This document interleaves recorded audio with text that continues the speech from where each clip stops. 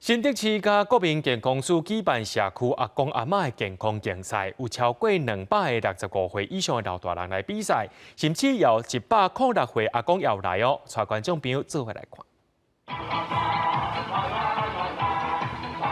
舞台顶的时代会数加起来1000多岁，游玩拼势咧表演，大家人拢真好笑神，除了跳舞，佮拍鼓。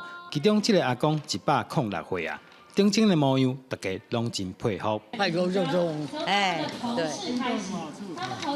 身体健康，身体健康，全力以赴，每天就为了要练习，所以呢，好像所有的病痛也没有了。